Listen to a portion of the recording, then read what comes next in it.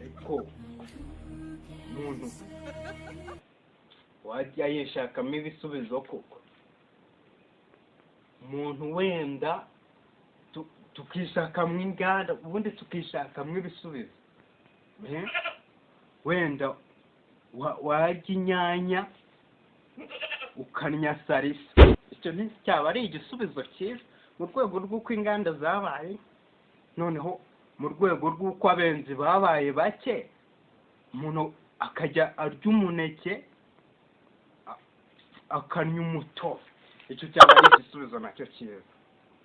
Noneho mu rwego rw'uko abayede n'abafunda ari bakeya, umuntu akajya arya sima akanywa beto, nacyo cyaba ari cyiza.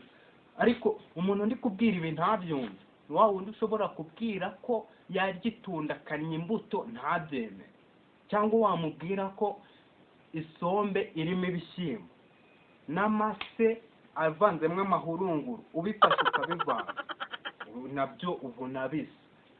Ahubwo ngende umva ibyo ari ibisubizo, twishatsemo ibisubizo, ahubwo kanezanira kandi gakoma ndaza kubibwira madamu da.